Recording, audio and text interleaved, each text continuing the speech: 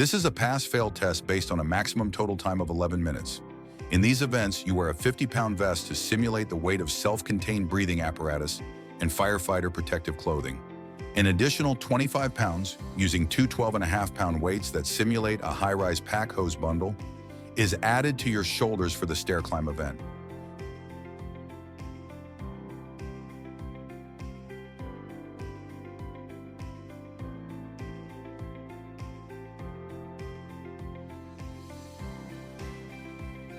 Throughout all events, you must wear long pants, a hard hat with chin strap, work gloves, and footwear with no open heel or toe. Watches and loose or restrictive jewelry are not permitted. Event 1. Stair climb. For this event, you must wear two 12.5-pound weights on your shoulders to simulate the weight of a high-rise pack. The timing of the test begins when the proctor calls the word "start."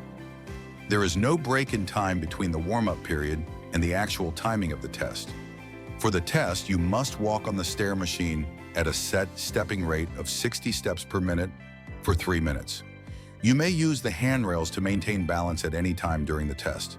You shall not use the handrail for any weight-bearing purpose. Failures. If you fall or dismount the stair machine after the time GPAT begins, the test is concluded and you fail the test. During the test, you are permitted to touch the wall or handrail for balance only. However, if the wall or handrail is used for weight-bearing, you are warned.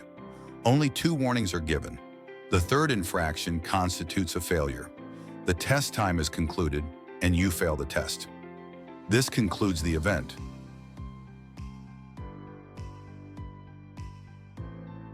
The two 12.5-pound weights are removed from your shoulders.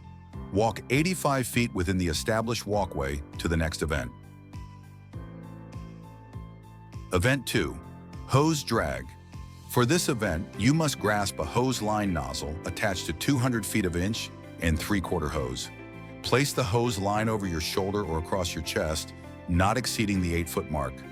You are permitted to run during the hose drag. Drag the hose 75 feet to a pre-positioned drum, make a 90-degree turn around the drum, and continue an additional 25 feet. Stop within the marked 5-foot by 7-foot box, drop to at least one knee, and pull the hose line until the hose line's 50-foot mark crosses the finish line. During the hose pull, you must keep at least one knee in contact with the ground, and your knees must remain within the marked boundary lines. Failures. During the hose drag, if you fail to go around the drum or go outside of the marked path, the test time is concluded and you fail the test. During the hose pull, you are warned if at least one knee is not kept in contact with the ground. The second infraction constitutes a failure. The test time is concluded and you fail the test. During hose pull, you are warned if your knees go outside the marked boundary line. The second infraction constitutes a failure. Walk 85 feet within the established walkway to the next event. Event 3. Equipment. Carry. For this event, you must remove the 2 saws from the tool cabinet, one at a time, and place them on the ground. Pick up both saws, one in each hand, and carry them while walking 75 feet around the drum, then back to the starting point. You are permitted to place the saws on the ground and adjust your grip.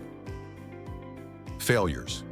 If you drop either saw on the ground during the carry, the test time is concluded and you fail the test. You receive 1 warning for running. The second infraction constitutes a failure. The test time is concluded and you fail the test. Upon return to the tool cabinet, place the saws on the ground, pick up each saw one at a time, and replace the saw in the designated space in the cabinet. This concludes the event. Walk 85 feet within the established walkway to the next event.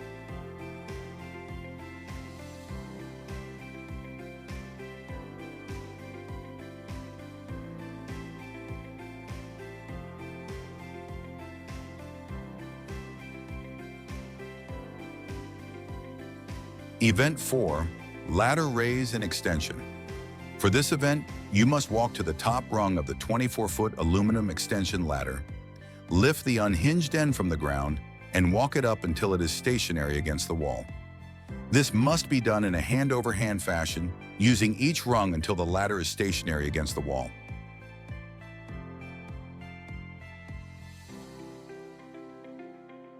You must not use the ladder rails to raise the ladder. Immediately proceed to the pre-positioned and secured 24-foot aluminum extension ladder. Stand with both feet within the marked box of 36 inches by 36 inches and extend the fly section hand over hand until it hits the stop. Then, lower the fly section hand over hand in a controlled fashion to the starting position. This concludes the event.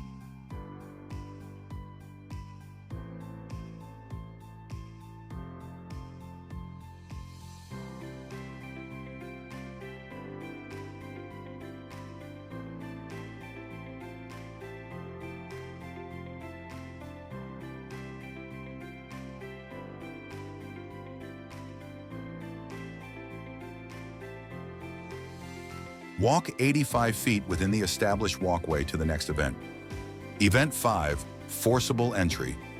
For this event, you must use a 10-pound sledgehammer to strike the measuring device in the target area until the buzzer is activated. During this event, you must keep your feet outside the toe box at all times. After the buzzer is activated, place the sledgehammer on the ground. This concludes the event. Failures. If you do not maintain control of the sledgehammer and release it from both hands while swinging, it constitutes a failure. The test time is concluded and you fail the test. If you step inside the toe box, 1 warning is given. The second infraction constitutes a failure. Walk 85 feet within the established walkway to the next event. Event 6, Search. For this event, you must crawl through 2 tunnels that is approximately 20 feet long and 24 inches in diameter. You must crawl through one section of the tunnel, stand and walk approximately 20 feet to the next tunnel, and crawl through a second one. Your movement is monitored throughout the tunnel course. If for any reason you choose to end the event, call out or rap sharply on the wall or ceiling, and you will be assisted out of the tunnel. Upon exit from the tunnel, the event is concluded. Failures. A request for assistance that requires the proctor to assist you out of the tunnels constitutes a failure. The test time is concluded and you fail the test.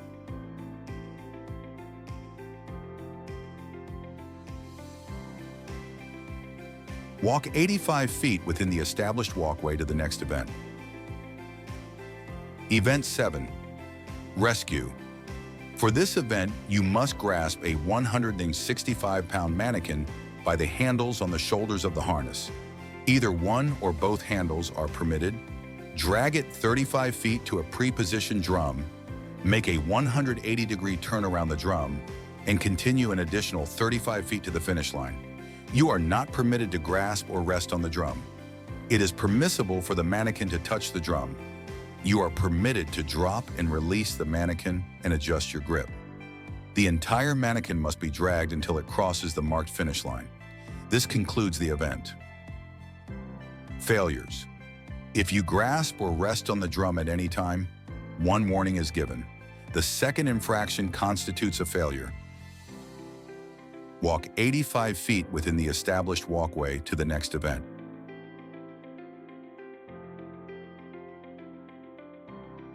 Event 8, Ceiling Breach and Pull. For this event, you must remove the pike pole from the bracket, stand within the boundary established by the equipment frame, and place the tip of the pole on the painted area of the hinge door in the ceiling. Fully push up the 60-pound hinge door in the ceiling with the pike pole 3 times. Then, hook the pike pole to the 80-pound ceiling device and pull the pole down 5 times. Each set consists of 3 pushes and 5 pulls. Repeat the set 4 times. You are permitted to stop and, if needed, adjust your grip.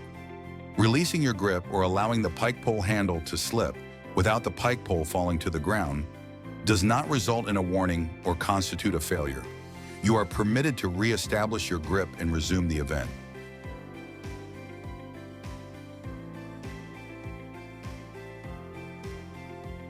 If you do not successfully complete a repetition, the proctor calls out "miss," and you must push or pull the apparatus again to complete the repetition. This event and the total test time ends when you complete the final pull stroke repetition as indicated by a proctor who calls out "time." Failures. 1 warning is given if you drop the pike pole to the ground. If you drop the pike pole, you must pick it up without proctor assistance and resume the event. The second infraction constitutes a failure. If your feet do not remain within the marked boundary lines, one warning is given. The second infraction constitutes a failure. The test time is concluded and you fail the test.